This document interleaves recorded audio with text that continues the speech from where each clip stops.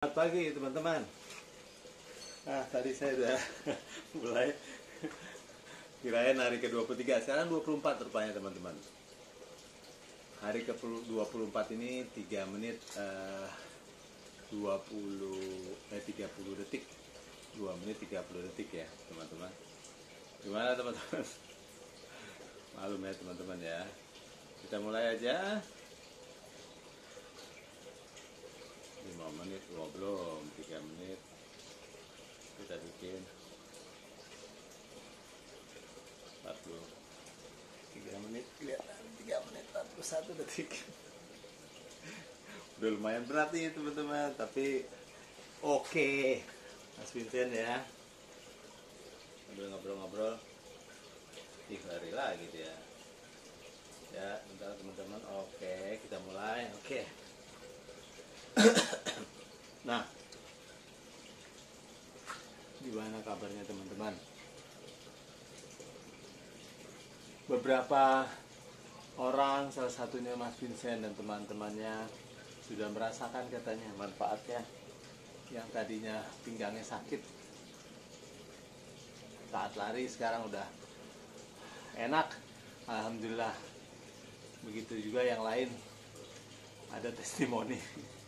Jadi udah pasti kalau teman-teman, kalau kita melakukan sesuatu dengan rutin, pastilah ada manfaatnya.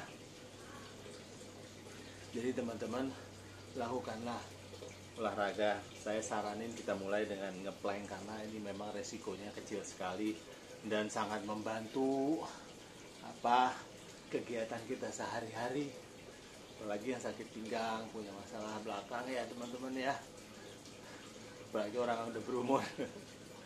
Karena apa teman-teman? Kalau core kita, pondasi kita nih, otot perut kita ini menguat, maka sangat membantu pekerjaan kita atau gerakan kita di bidang atau di masalah apapun, karena pondasinya teman-teman. Jadi gitu teman-teman. Oke. Jadi alhamdulillah ya. Nah, kemarin kita bicara soal sarapan, glycemic index ya. Oke. Jadi makanan bukan masalah berapa banyak kita makan teman-teman, tetapi apa yang kita makan. Nah, hal yang berhubungan dengan turun berat badan, hal yang berhubungan dengan kita makan terus adalah glycemic index. Karena setiap makanan mempunyai kadar glycemic index lain-lain. Apa itu glycemic index? Kemarin sudah saya jelaskan. Satuan yang menentukan seberapa cepat makanan itu merubah kadar gula darah kita. Ada yang tinggi, ada yang rendah.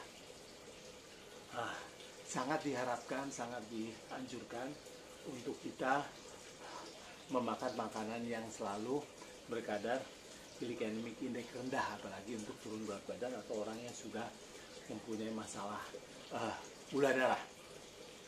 Bukan berarti makanan glycemic index tinggi tidak dibutuhkan. Dibutuhkan pada saat-saat seperti kita melakukan aktivitas yang luar biasa, kecapean ya teman-teman. Gitu ya teman-teman. Oke.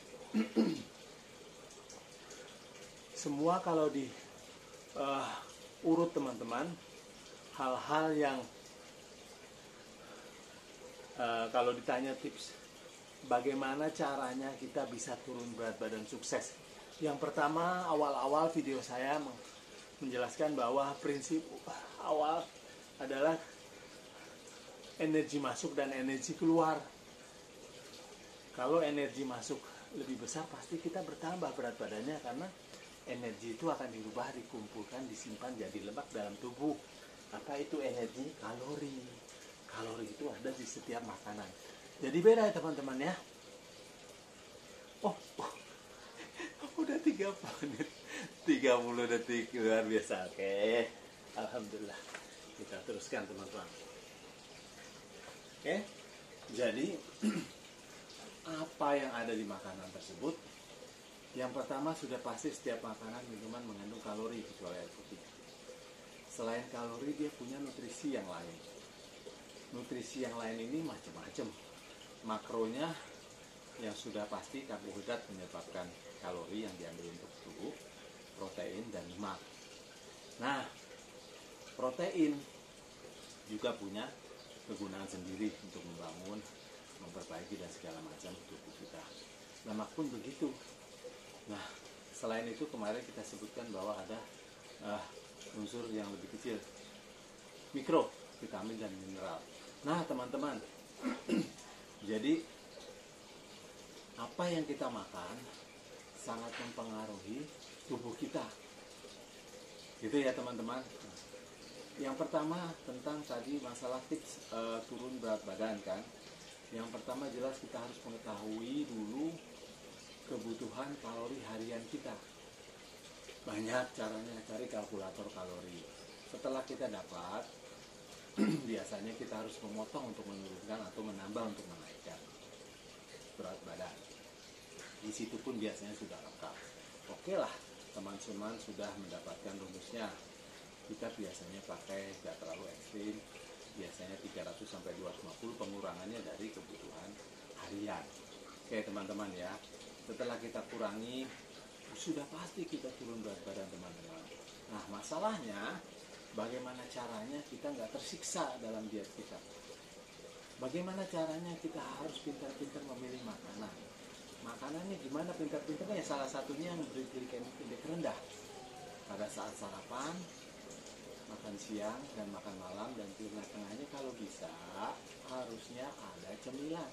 Nah, karena seperti halnya video saya kemarin, cemilan itu akan menstabilkan kadar gula darah kita sehingga bisa menekan keinginan buat ngemil. Gitu teman-teman ya. Nah, setelah kita tahu apa yang harus kita makan, sekarang penuhi kebutuhan, berkeempat ya, penuhi kebutuhan nutrisi kita. Sebab kalau hanya kita memenuhi kebutuhan kalori kita nggak peduli soal makannya. Yang penting kebutuhan kalorinya tercapai. Tetapi ada masalah lain. Kalau kita hanya memakan banyak karbo, apalagi karbo simpel, glikemik indeksnya tinggi, otomatis kita bakal tersiksa karena kita akan lapar terus. Bagaimana caranya? Nah itulah teman-teman, bahwa di setiap saat makan, sarapan, makan siang, makan malam, harus kita penuhi 3 unsur utama makro ini. Apa itu teman-teman? Karbohidrat, protein dan lemak. Seberapa banyak sih sebenarnya? Nah saya kasih tips teman-teman. Kalau teman-teman mau tahu bahwa kebutuhan masing-masing kita untuk karbohidrat teman-teman. Jadi kalau teman-teman makan nasi, usahakan jangan putih, karena nasi putih sekarang bukan apa-apa, bukan nggak boleh. Kalaupun boleh ya cukup segini. Tapi kalau seandainya bisa teman-teman ganti nasi putih teman-teman dengan nasi merah atau umbi-umbian. Kalau ingin turun berat badan ya, kita bicara pada konteks turun berat badan, karena glikemik indeks masih tinggi, kadar gulanya juga tinggi jelas.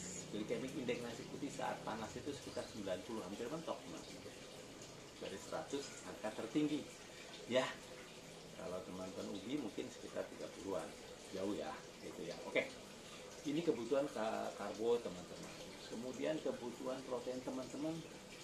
Kalau teman-teman berat badannya mungkin di bawah 60, 70 ke bawah, setiap saat makan perlu kebutuhan protein sebesar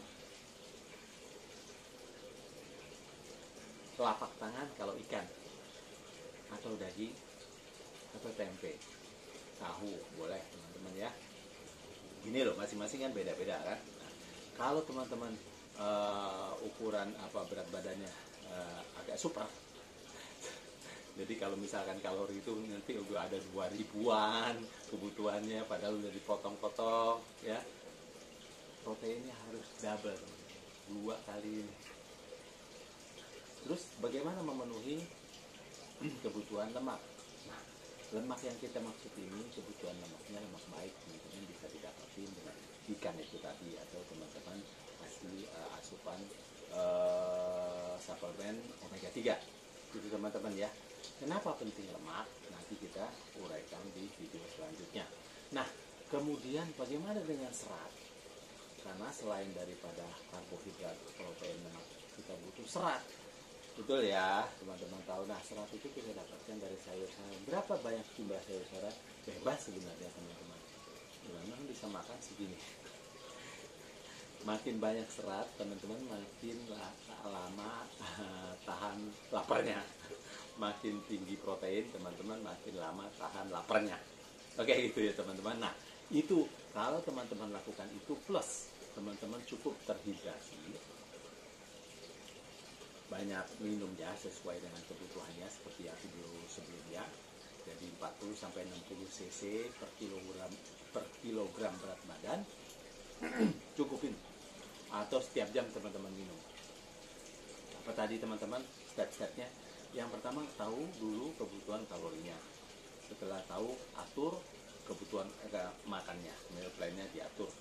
Nah, usahakan jangan pagi hari harus cukup di setiap saat makan 3 unsur protein, karbohidrat, lemak, dan 4 ya start.